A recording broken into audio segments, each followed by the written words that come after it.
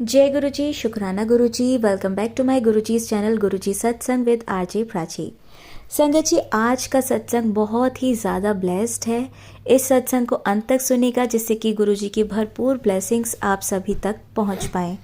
और संगत जी, इस सत्संग में एक बहुत ही स्पेशल बात है, वो है एक शब्द जो कि गुरुजी ने इशारे के थ्रू संगत तक पहुंचाई थी। उन्हें ये इशारा दिया था कि ये शब्द बहुत ज़्यादा ब्लेस्ड है। आगे आप सुनेंगे सत्संग में तो आप खुद ही जान जाएंगे। तो इसे अंत तक सुनिएगा। और जितने भी आपकी नज़र में ऐसे लोग हैं जो किसी रोग से पीड़ित हैं, ज़्यादा उनको प्रॉब्लम है लाइफ में, तो आप इस सत्संग को उन तक शेयर कीजिए जिससे कि गुरुजी की भरपूर ब्लेसिंग्स उन तक भी पहुंच पाएँ। तो सत्संग सुनने वाले का भी कल्याण और सुनाने वाले का भी। तो आइए संगत जी, इस सत्संग को स्टार्ट करते हैं। और आंटी जी का ये सत्संग सभी बहुत ध्यान से सुने, मैं आप लोगों से ये रिक्वेस्ट करूँगी। जय गुरु जी। गुरु जी, मुझे आज्ञा दीजिए कि मैं आपकी दी हुई ब्लेसिंग्स आपकी प्यारी प्यारी संगत से शेयर कर सकूं। शुक्राना बारंबार गुरु जी। संगत जी, गुरु जी की शरण में हम लोग तो वैसे जन्मांतर से हैं, लेकिन इस जन्म में जो मेरी जर्नी उनके साथ शुरू हुई वह 2003 में हुई। इससे पहले संगत जी मैं आपको कुछ बताना चाहूँगी। I belong to the family जिसका बहुत स्ट्रॉन्ग बिलीफ है गुरु ग्रंथ साहिब जी महाराज में। और मुझे पहले से भी शब्द कीर्तन सुनना बहुत अच्छा लगता था। एनी टाइम शब्द कीर्तन सुनती थी, पाठ सुनती थी, सुखमनी साहिब का पाठ करती थी। इन 1992 मेरी शादी एक बहुत ही रिस्पेक्टेड सिख फैमिली में हुई। सब कुछ अच्छा चल रहा था, बहुत मेहर थी उस रब की। लेकिन शादी के 2 या 3 महीने बाद सर्कमस्टेंसेस ऐसे चेंज हुए कि मेरी तबीयत अचानक से बहुत ख़राब रहने लगी। एक तरह के इंजेक्शन से ये कहानी शुरू हुई और आगे बहुत लंबी चली। मेरी शादी हुई थी सितंबर 1992 में और दिसंबर 1992 में 2 या 3 महीने के बाद मेरी तबीयत एकदम से ख़राब होनी शुरू हो गई। जो उसके बाद गुरुजी ने मुझे ब्लेस किया। बहुत ज़्यादा तकलीफ़ थी, मेरी हेल्थ इश्यूज़ बहुत बड़े थे। 1992 में जब मेरी तबीयत ख़राब हुई, पहले नॉर्मल हमने एक फिजिशियन से मेडिसिन ली थी। उन्होंने कहा डायरिया है, कुछ डाइजेस्ट नहीं हो रहा था। 10-12 दिन तक एंटीबायोटिक्स चले लेकिन कोई फ़र्क नहीं पड़ा। उसी दिन से हफ्ते महीने बीतते चले गए। फिर हमें जाना पड़ा, सीनियर गेस्टो थे सर गंगाराम में। उन्होंने मेरे सारे मेडिकल एग्जामिनेशंस किए। जो रिपोर्ट्स आई वो थोड़ी बहुत चौंकाने वाली थी। इट वॉज क्वाइट शॉकिंग कि अच्छा भला हंसता खेलता एक हेल्दी बच्चा जिसको कोई तकलीफ़ नहीं थी, उससे पहले जब मेरी रिपोर्ट आई तो मेरा जो हीमोग्लोबिन था उस रिपोर्ट में 6 था, जबकि उससे पहले बिल्कुल नॉर्मल था। और मैंने वेट भी बहुत रिड्यूस कर लिया था। ट्रीटमेंट स्टार्ट हुआ लेकिन कोई फ़र्क नहीं था। उस दिन से लेके मेरा जो दवाई और डॉक्टर का नाता शुरू हुआ वो लंबे समय तक चला। डॉक्टर कहने लगे कुछ नहीं है, शायद कुछ स्ट्रेस इशू रहे होंगे, क्योंकि सर्कमस्टेंसेस होती हैं शादी के बाद, माहौल चेंज होता है, तो शायद ये उसको अडेप्ट नहीं कर पा रही हैं। उन्होंने पहले मुझे एंटीबायोटिक्स पर रखा, मेरी कोलोनोस्कोपी हुई, मेरी एंडोस्कोपी हुई, लेकिन किसी में कुछ नहीं था। तो लास्ट में उन्होंने यही कह दिया कि इसको कोई स्ट्रेस इशू है। फिर उन्होंने मेरी एंटीबायोटिक्स जो 9 महीने चलते थे लेकिन कोई फ़र्क नहीं होता था, फिर उन्होंने मुझे स्टेरॉइड शुरू कर दिए। जब ये सब मेरे साथ हो रहा था उस टाइम मेरी उम्र सिर्फ 24 साल की थी। पर उन दिनों में मैं बाबा जी की दया से, उस मालिक की दया से मेरे पाठ का रूटीन स्किप नहीं करती थी और ना ही मेरा कभी विश्वास उस रब से डोला। लेकिन मेरे पेरेंट्स को बहुत दुख होता था कि एक अच्छा हेल्दी बच्चा एकदम से ये क्या हो गया। और इतना ही नहीं, जो हेल्थ इश्यूज तो थे लेकिन अब धीरे धीरे सर्कमस्टेंसेस और ज़्यादा क्रिटिकल हुए। फैमिली इश्यूज भी स्टार्ट हो गए, लाइक इन लॉज में फैमिली प्रॉब्लम, जॉइंट फैमिली थी। डे बाय डे ये मल्टीप्लाई होने लगी। शायद ऊपर वाला कोई बहुत बड़ी कड़ी परीक्षा के मोड में थे। मैंने जुलाई 1995 में उसी हेल्थ इश्यूज के साथ, उसी वीकनेस में, उसी प्रॉब्लम्स के साथ, उसी मेडिसिन के साथ मुझे मेरे रब ने एक बेबी बॉय से ब्लेस किया। लेकिन हालात में कोई फ़र्क नहीं था। अब हेल्थ इश्यूज़ भी बढ़े, फैमिली इश्यूज़ भी बढ़े, और जो बेबी बॉय हुआ था वो भी अस्थमैटिक चाइल्ड था। 1 साल बाद बेबी गर्ल से मुझे बाबा जी ने ब्लेस किया। लेकिन लाइफ ऐसे ही चलती रही, लिटरली लाइक हेल। नरकीय नारकीय यातना जिसे हम बोलते हैं, बिल्कुल वैसे ही। अब तो ये था कि 2 बच्चों की अपब्रिंगिंग का भी बर्डन था, तो अब हॉस्पिटल मेरे लिए एक दूसरा घर था। कभी ना कभी मुझे बीच में कभी आईसीयू में एडमिट होना पड़ता था, कभी वैसे जाना पड़ता था। बहुत ज़्यादा दिक्कत थी। अब जॉइंट फैमिली थी, प्रॉपर्टी कॉन्फ्लिक्ट भी साथ में स्टार्ट हो गए। सबसे घिरा हुआ जैसा मकड़ी का जाला डे बाय डे टाइट होता जा रहा था। अब एक कसर, पहले अंकल ठीक थे, हेल्दी थे, सब बढ़िया, एक तरफ से रिलीफ था। लेकिन अप्रैल 2002 में अंकल को भी एक हार्ट स्ट्रोक हुआ। बाबा जी ने उनको बचा लिया। मेरा महाशिव में, शिव जी में बहुत स्ट्रॉन्ग बिलीफ है। तो गुरुजी की कॉल हमें आने लगी, क्योंकि उनकी कोई संगत थी जो मेरी फ्रेंड थी। उन्होंने मुझे बताया, तुम इतने सारे कष्ट झेल रही हो, यहाँ एक गुरु हैं, तेरे सारे कष्ट खत्म हो जाने, तुम उनके गुरुजी के पास चलो। मुझे समझ नहीं आया था कि वो कहाँ ले जाना चाहते हैं, या ऊपर वाला मेरा कौन सा कष्ट काटना चाह रहा था। जैसे मैंने आपको पहले ही बताया था कि मेरे बहुत स्ट्रॉन्ग बिलीफ था गुरु ग्रंथ साहिब जी पर। तो मुझे लग रहा था कि मैं जाके कोई गलती ना कर बैठूं, और शायद मेरे कर्म का अकाउंट बहुत ज़्यादा कॉम्प्लिकेटेड था। तो मैंने उनको ये कह के टाल दिया कि नहीं, मेरे छोटे बच्चे हैं, मेरा घर से निकलना बहुत मुश्किल है, हालात अब बद से बदतर होते जा रहे हैं। अब ऐसा होने लगा था संगत जी की 15 दिन में एक बार आईसीयू में होती थी, और अंकल बच्चे बाहर खड़े होकर रोते थे, एंड वाइस वर्सा। अगली बार अंकल आईसीयू में होते थे और मैं और बच्चे बाहर खड़े होकर रो रहे होते थे। अब धीरे धीरे स्टेरॉइड्स का इतना ज़्यादा यूज़ हो गया कि मुझे अपने हाथों से स्टेरॉइड्स के इंजेक्शन भी लगाने पड़ते थे। जैसे कि मैंने पहले आपको बताया था कि मेरे इन लॉज में जॉइंट फैमिली थी, और मेरे फादर इन लॉ ने मेरी मैरिज से पहले अपनी सारी प्रॉपर्टीज़ अपने छोटे ब्रदर के नाम कर दी थी। अब उस हिसाब से ना तो हमारा घर अपना था, ना हमारी शॉप अपनी थी। फाइनेंशियली क्राइसिस अलग से हो रहे थे। संगत जी, मेरे अपने बारे में इतना बताने का मतलब यही है कि उसके बिना मैं गुरुजी की महिमा आपको नहीं समझा पाऊंगी। 2002 में मेरे कुछ हेल्थ चेकअप्स हुए, तो डॉक्टर्स ने अब मुझे अल्सरेटिव कोलाइटिस डायग्नोज कर दिया, जिसमें आपकी आंतों पे, आपकी इंटेस्टाइन पर अल्सर्स होते हैं। इट वॉज पेनकोलाइटिस, जिसमें आपकी ऑलमोस्ट सारी आंतें सड़ चुकी थी। सारी आंतों पे छोटे छोटे अल्सर्स थे इतने समय से, शायद मेडिसिन की वजह से। ये वो क्या था मुझे नहीं पता। और भी बहुत सारे हेल्थ इश्यूज साथ साथ जुड़ते चले गए। जब आप इतने टाइम तक कुछ खा नहीं पा रहे, डाइजेस्ट ही नहीं कर पा रहे हो, तो बहुत सारे हेल्थ इश्यूज हो जाते हैं।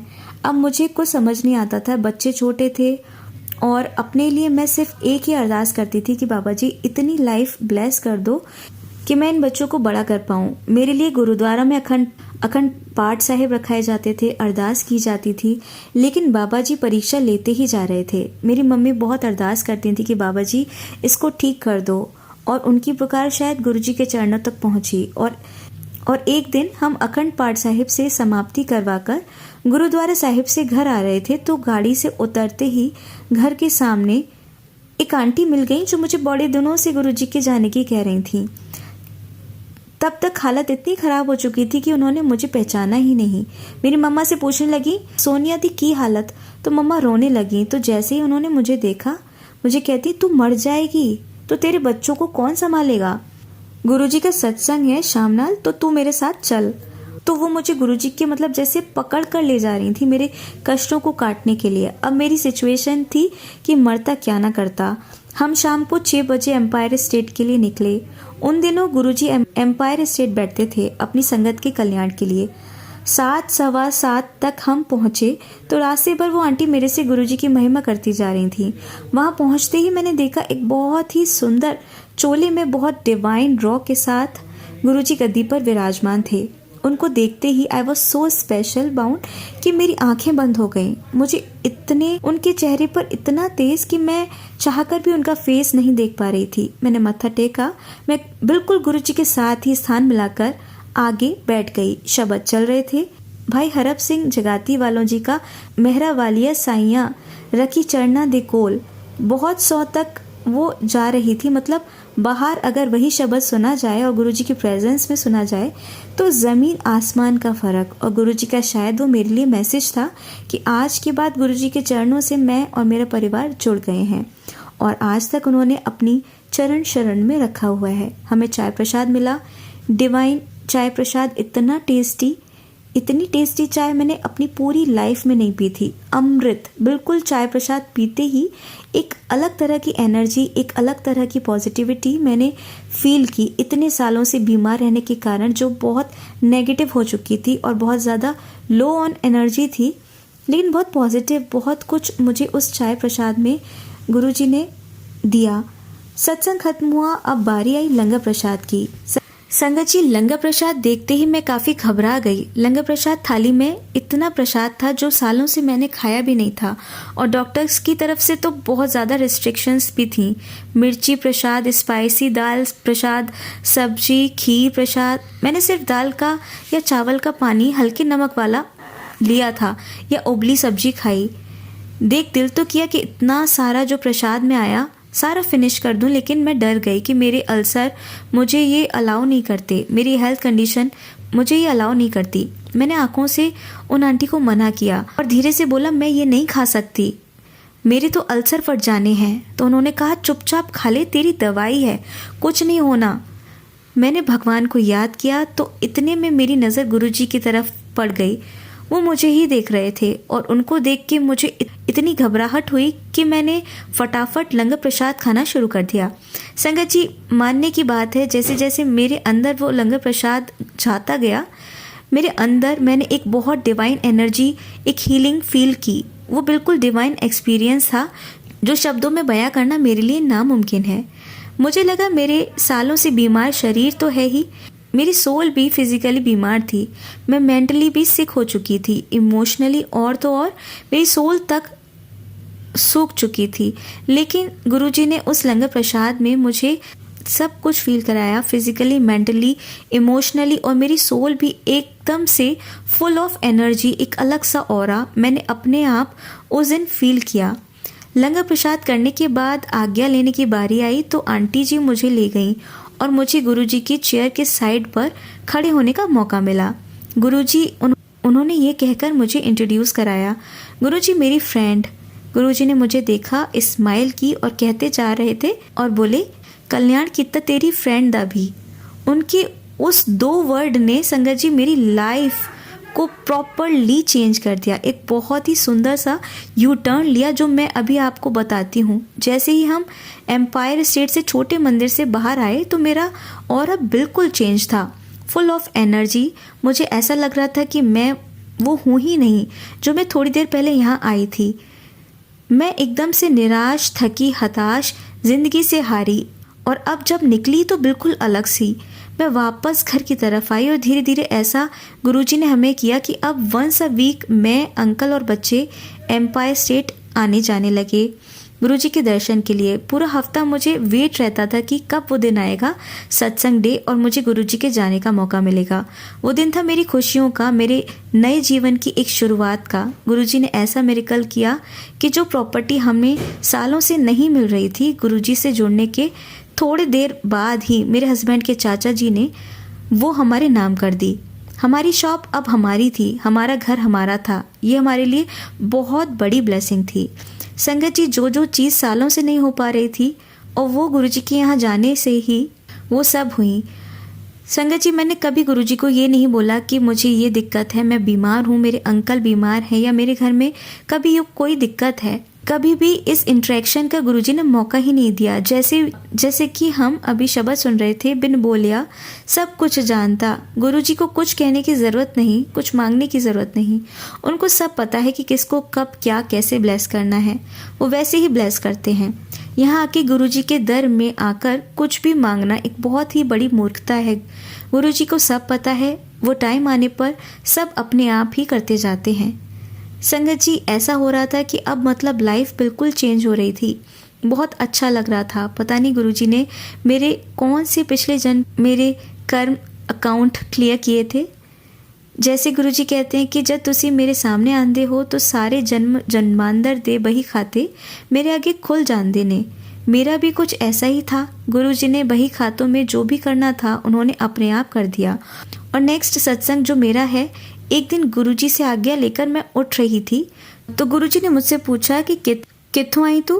तो मैंने गुरुजी से बोला, गुरुजी तिलक ना कर दो।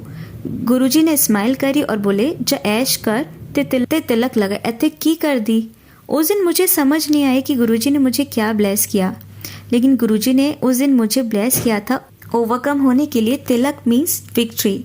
जब आप किसी चीज़ पर जीत हासिल करते हो तो उस टाइम आपका तिलक किया जाता है। गुरुजी ने उस दिन मुझे विक्ट्री ब्लेस की, जिसने मुझे मेरी सारी प्रॉब्लम से ओवरकम कराया। हर चीज़ से मुझे जीत हासिल हुई, हर जंग से ज़िंदगी की उन्होंने मुझे जीत दिलाई और मैंने तिलक लगाया। ये है मेरे गुरुजी, जो छोटे 2 वर्ड में आपकी सारी लाइफ चेंज कर देते हैं, होल लाइफ। उस दिन मैं बहुत खुश थी कि गुरुजी ने मुझसे बात की, लेकिन मुझे उनकी जो ब्लेसिंग से उसका मतलब था वो बहुत टाइम बाद पता चला, जब मैंने हर प्रॉब्लम से ओवरकम किया। ये है मेरे मालिक। एक दिन अब धीरे धीरे गुरुजी की दया से गुरुजी ने उस सर्कमस्टेंसेस से भी बाहर निकाला, उन लड़ाई झगड़ों से बाहर निकाला जिनमें हम फंसे हुए थे। गुरुजी ने मुझे एक नया घर ब्लेस किया सुभाष नगर में। ये 2006 की बात है, मतलब 2003 से 2006 तक आते आते 3 सालों में गुरुजी ने मुझे नई लाइफ, हेल्थ, वेल्थ, हैप्पीनेस सब ब्लेस कर दिया था। और तो और उन्होंने अपना सिमरन करने का मुझे एनर्जी देते, मुझे सद्बुद्धि देते। उसी ब्लेस हाउस में गुरुजी का एक छोटा सा प्यारा मंदिर बना हुआ था, जहाँ अंकल की शॉप के जाने के बाद और बच्चों के स्कूल जाने के बाद मैं गुरुजी के स्वरूप से घंटों बातें करती थी, जो गुरुजी ने अपने हाथ से मुझे ब्लेस करके दिया हुआ था। उनका शुक्राना करती थी। अब एक दिन ऐसा हुआ कि मैं उस मंदिर में बैठी थी और शब्द लगा हुआ था, तुम करो दया मेरे साईं, और मैं बहुत लगन के साथ आंखें बंद करके उसको सुन रही थी। तो मेरे घर में उस समय कोई भी नहीं था मेरे अलावा, तो मुझे ऐसा लगा कि जैसे मंदिर में कुछ हल्की सी हलचल हुई है और मेरे अलावा भी वहाँ पर कोई है। जैसे हम सब जानते हैं कि संगत जी, गुरुजी ओमनी प्रेजेंट हैं। तो उसी दिन शाम को मुझे, जो हमारा प्रोग्राम नहीं था लेकिन गुरुजी का बुलावा था, तो गुरुजी के सत्संग में जाने का वो मौका मिला। तो अभी गुरुजी चोले में अपनी चेयर पर, आसन पर विराजमान नहीं थे, अपने सिंहासन पर। वो किचन के बाहर एक छोटा सा कंसोल सा पड़ा हुआ था, उस पर बैठे हुए थे अपने कैजुअल वेयर में।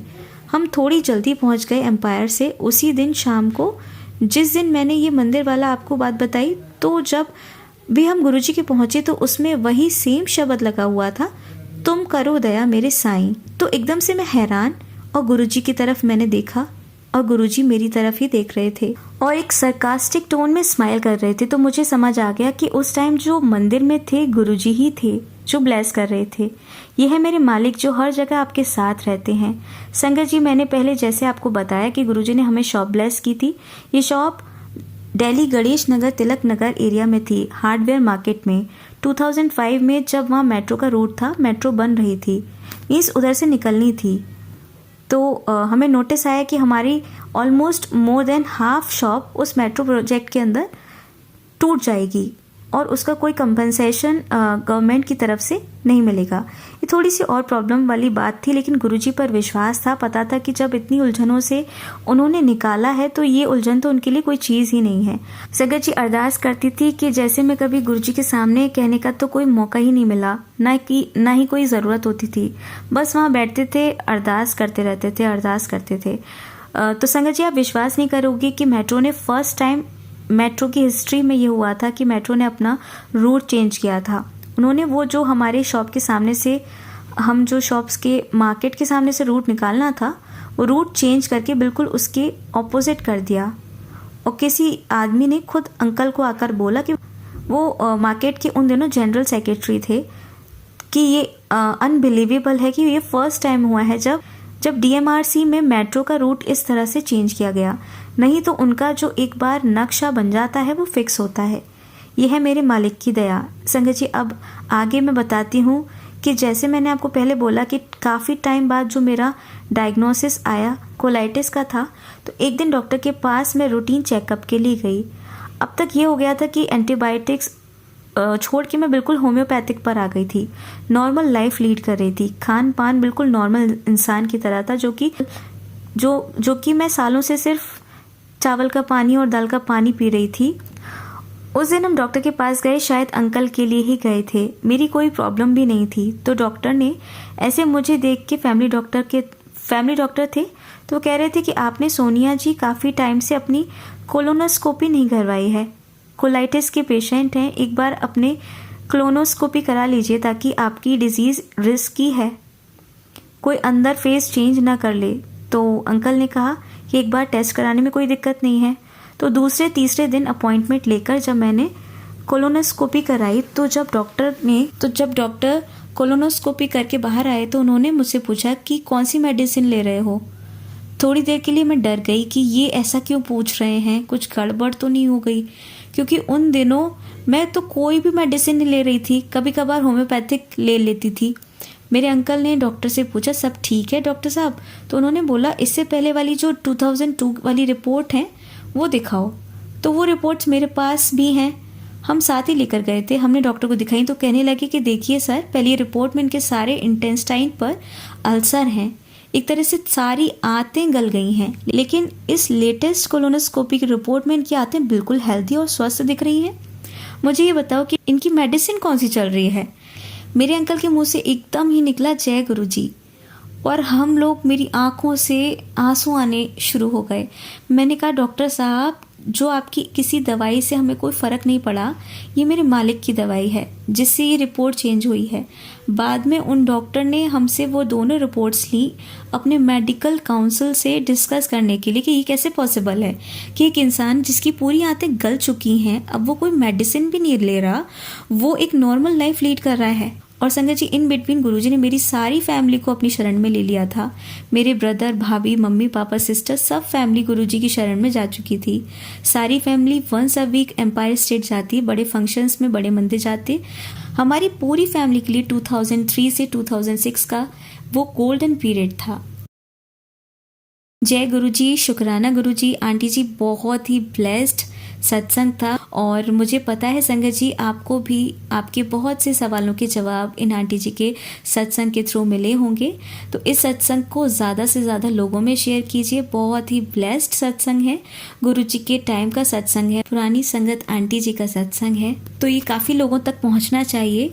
और इसमें आपको पता चल गया, एक शब्द, दो शब्द, तीन शब्द, जितने भी शब्द हैं उनको सुनिए और आप उसको रिपीट पर सुनिए, 1 महीने तक सुनिए, और फिर आप कमेंट सेक्शन में ज़रूर बताइएगा कि आपको क्या फ़र्क पड़ा। संगत जी, यकीन मानिए, गुरुजी कहते हैं अपनी संगत से कि मंगो नहीं मानो। जब मांगने की स्थिति हटाकर मानने पे आएंगे तभी बात बनेगी। संगत जी, बहुत सारे लोगों की ये प्रॉब्लम होते हैं कि गुरुजी हमारी लाइफ में आ गए हैं तो अब सब अच्छा ही अच्छा होता जाएगा। ऐसा नहीं है।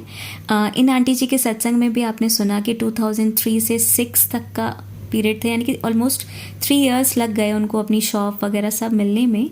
बट वो सब होता गया। तो 3 साल का टाइम भी एकदम अचानक तो नहीं होता है ना।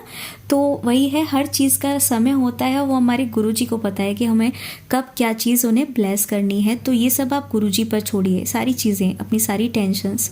तो उनको दिल से मानिए, मांगिए मत।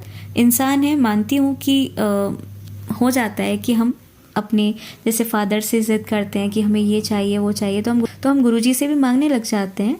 तो उस बचपने में मांग लीजिए, लेकिन उनको आप दिल से मानेंगे ना, तो मतलब ये कंफर्म है। आप पुरानी संगत के सत्संग सुने तो वो समझ आता है कि जब गुरुजी चोले में थे तब वो हम उन्हें देख सकते थे। तो ये चीज़ें समझ आ जाती थी कि गुरुजी किस तरह से ब्लेस कर रहे हैं। अब गुरुजी चोले में नहीं हैं तो अब तो वो पूरी सृष्टि में हैं, है ना।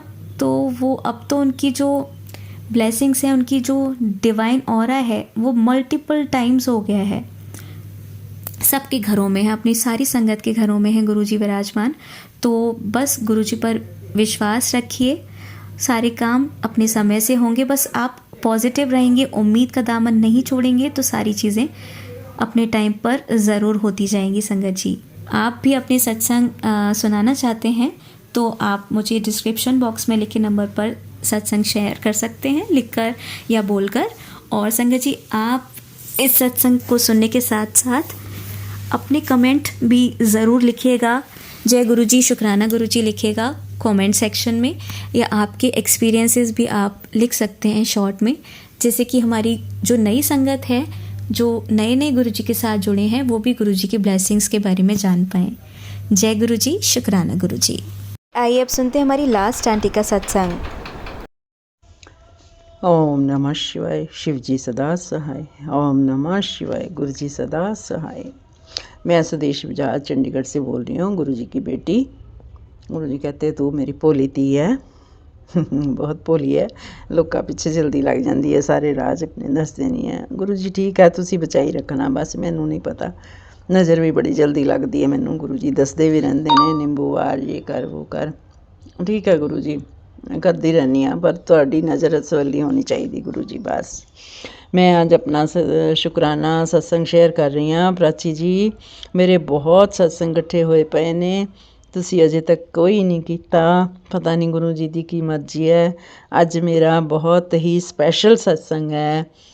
और मेरा एक जीरकपुर फ्लैट सी 5 साल हो गए सेल नहीं हो रहा सी। कल गुरु जी की दया नाल बहुत बहुत दया हुई गुरु जी की, कल असी रजिस्ट्री करा आए हाँ, वो सेल हो गया।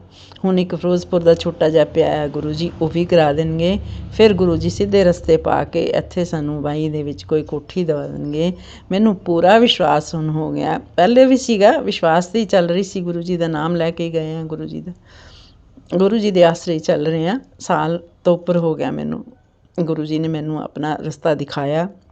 मैनू तो पता ही नहीं सी किहड़े गुरु जी कौन है, तो बचा तो पहला भी वही रहे सी, बट हुण तां साक्षात कई बार देख भी लईदे आ भी पता नहीं रात नूं कित्थे वृंदावन सी, मैं कित्थे सी, मैनू नहीं समझ आती गुरु जी कित्थे कित्थे लै जांदे हो मैनू। मैं तो भुल भी जानी हाँ, मैं तो बहुत भुलक्कड़ भी हाँ, भोली धी हाँ तुहाडी। गुरु जी मैनू आपे ही याद करे। एक मैनू बाल रूप च बड़े दर्शन दिंदे, कृष्ण जी के बाल रूप च। गुरु जी मैनू नहीं पता, मैनू रखने चाहिए, क्योंकि मैं सेवा नहीं कर सकती, मेरी अपनी हैल्थ तुहानू पता है। अज भी मैं हॉस्पिटल दिखा के आई हाँ डिस्पैंसरी च, मेरा गला बहुत ज़्यादा इतने जोर नाल रेशा करना पैंदा, घट रही सी कि मेरे ना ब्लड आ जाता नाल।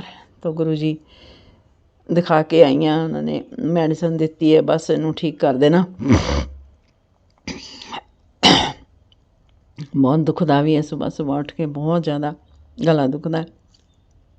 मैं विच हिंदी बोल देनी, विच पंजाबी, गुरु जी दोनों लैंग्वेज मिक्स हो जांदियां, पता नहीं, मैनू नहीं पता।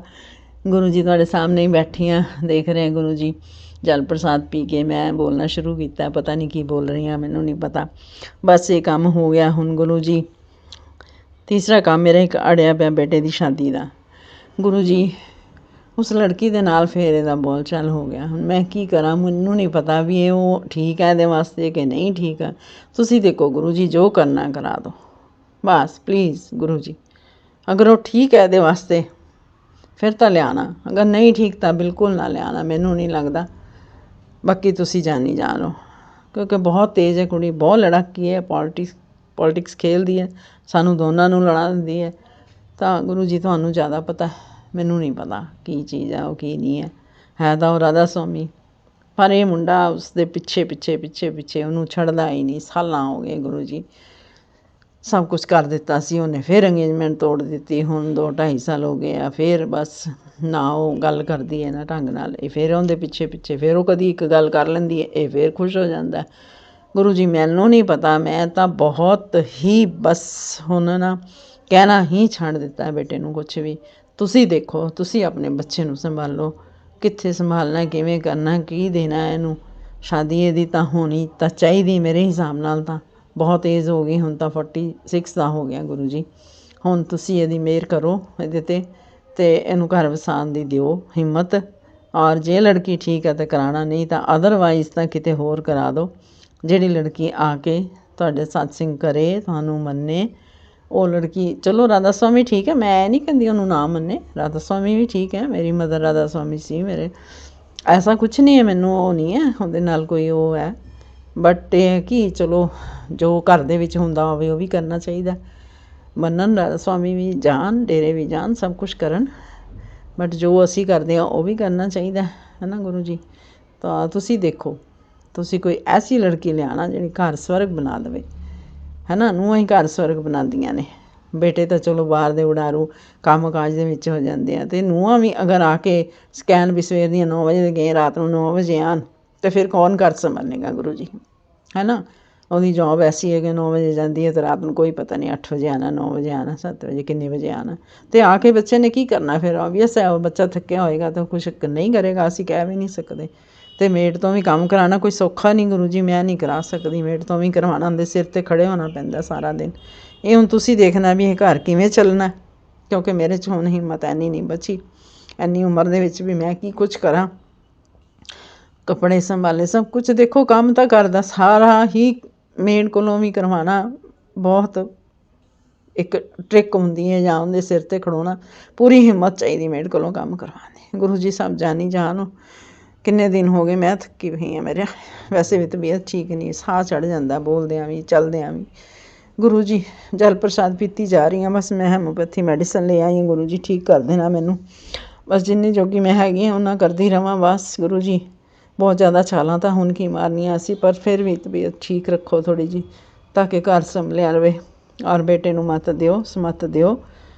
ਗੁਰੂ ਜੀ ਤੁਸੀਂ ਕਰਨਾ ਬਸ। ਹੁਣ ਮੈਂ ਸਭ ਕੁਛ ਛੱਡ ਦਿੱਤਾ, ਮੈਂ ਉਹਨੂੰ ਵੀ ਬੋਲਣਾ ਛੱਡਤਾ ਹੈ, ਕੁਛ ਵੀ ਮਨ ਨਾ ਕਰਨਾ, ਕੋਈ ਉਪਾਏ। ਗੁਰੂ ਜੀ ਕਹਿੰਦੇ ਕੋਈ ਉਪਾਏ ਨਹੀਂ ਤੂੰ ਕਰਨਾ, ਮੇਰੀ ਫੋਟੋ ਦੇ ਨਾਲ ਵੀ ਆ ਜਾਏ ਉਪਾਏ, ਉਹ ਵੀ ਨਹੀਂ ਕਰਨਾ। ਪਹਿਲਾਂ ਕਹਿੰਦੇ ਸੀ ਨਿੰਬੂ ਆ ਰਹੇ ਕਰ, ਉਹ ਕਰ, ਤਾਂ ਹੁਣ ਗੁਰੂ ਜੀ ਦਾ ਮੈਸੇਜ ਆਇਆ ਕਿ ਚਲੋ ਫਿਰ ਵੀ ਉਹ ਤਾਂ ਮੈਂ ਥੋੜ੍ਹਾ ਬਹੁਤਾ ਕਰ ਲੈਂਦੀ ਹਾਂ ਆਪਣੇ ਆਪ ਵਾਸਤੇ, ਕੋਈ ਨਜ਼ਰ ਲੱਗੀ ਹੈ ਜਾਂ ਬੇਟੇ ਦਾ ਵੀ ਕਰ ਦਿੰਦੀ ਹਾਂ।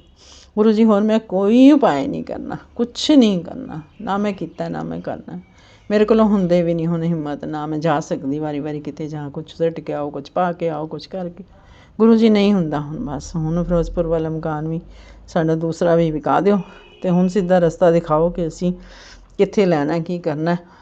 ਬੇਟੇ ਦੀ ਬੜੀ ਖੁਆਇਸ਼ ਹੈ ਕਿ 22 ਦੇ ਵਿੱਚ ਹੀ ਲੈ ਲਿਆ ਜਾਵੇ। ਸਾਨੂੰ 20 ਸਾਲ ਹੋ ਗਏ ਬੈਠੇ ਕਿਰਾਇਆਂ 'ਤੇ, ਲੈ ਕੇ ਵੀ ਤੁਹਾਨੂੰ ਪਤਾ ਹੈ ਸਾਰਾ ਕੁਛ ਪਤਾ ਹੈ, ਲੈ ਕੇ ਵੀ ਸਾਨੂੰ ਵੇਚਣਾ ਪਿਆ, ਅਸੀਂ ਨਹੀਂ ਰਹਿ ਸਕੇ। ਹੁਣ ਗੁਰੂ ਜੀ ਤੁਸੀਂ ਦੇਖਣਾ ਕੀ ਕਰਨਾ। ਇਹ ਤੁਹਾਡੀ ਬੇਟੀ ਨਾਦਾਨ ਹੈ, ਉਹ ਬੱਚਾ ਵੀ ਬਹੁਤ ਭੋਲਾ ਹੈ, ਉਹਨੂੰ ਵੀ ਜ਼ਿਆਦਾ ਸਮਝ ਨਹੀਂ ਹੈ। ਹੁਣ ਤੁਸੀਂ ਦੇਖਣਾ, ਸਿੱਧਾ ਰਸਤਾ ਦਿਖਾਉਣਾ, ਅਤੇ ਬਸ ਜੋ ਕਰਨਾ ਕਰਾਉਣਾ ਤੁਸੀਂ ਕਰਨਾ। ਮੇਰੇ ਮਾਂ ਬਾਪ ਤੁਸੀਂ ਹੋ, ਮੇਰਾ ਨਾ ਭਰਾ ਨਾ ਪਿਓ ਨਾ, ਬਸ ਇੱਕ ਬੇਟਾ ਹੈਗਾ, ਆਦਮੀ ਵੀ ਹੈ ਨਹੀਂ ਮੇਰਾ।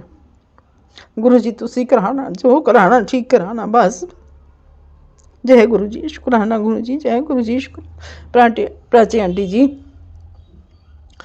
ਭੁੱਲ ਚੁੱਕ ਹੋਵੇ ਤਾਂ ਮਾफ़ ਕਰਨਾ ਮੇਰਾ, ਪਲੀਜ਼ ਸਤਸੰਗ ਸ਼ੇਅਰ ਕਰ ਦੇਣਾ, ਬਹੁਤ ਦੇਰ ਹੋ ਗਈ, ਬਹੁਤ ਇਕੱਠੇ ਹੋਏ ਪਏ ਨੇ, ਕਰ ਦਿਓ ਪਲੀਜ਼। ਇਹ ਵਾਲਾ ਤਾਂ ਜ਼ਰੂਰ ਕਰ ਦਿਓ, ਅੱਜ ਵਾਲਾ ਸਤਸੰਗ ਸ਼ੇਅਰ ਕਰ ਦਿਓ। ਓਮ ਨਮः शिवाय, शिव जी सदा सहाय। ओम नमः शिवाय, गुरु जी सदा सहाय। जय गुरु जी, जय गुरु जी, सत्संग, जय गुरु जी। जय गुरु जी, शुक्राना गुरु जी। आप सभी के सत्संग बहुत ही ब्लेस्ड और अद्भुत थे। उन्हें पढ़कर, उन्हें सुनकर मुझे बहुत अच्छा लगा, और मैं गुरु जी से अरदास करूंगी कि वो आप पर और आपके परिवार पर यूं ही अपनी ब्लेसिंग्स बरसाते रहें। और इसी के साथ मैं संगत जी से कहना चाहूंगी कि वो भी अपने सत्संग यदि संगत जी के साथ शेयर करना चाहते हैं तो मुझे मेरे व्हाट्सएप नंबर पर या जीमेल आईडी पर भेज सकते हैं। आपका सत्संग भी संगत जी के साथ जरूर शेयर किया जाएगा। इसी के साथ अब मैं गुरु मंत्र जाप करना चाहूंगी, आप भी मेरा साथ दीजिए। ओम नमः शिवाय, शिव जी सदा सहाय। ओम नमः शिवाय, गुरु जी सदा सहाय। ओम नमः शिवाय, शिव जी सदा सहाय। ओम नमः शिवाय, गुरु जी सदा सहाय। ओम नमः शिवाय, शिव जी सदा सहाय। ओम नमः शिवाय, गुरु जी सदा सहाय। जय गुरु जी, शुक्राना गुरु जी, अनंतम अनंतम शुक्राना मेरी गुरुपा।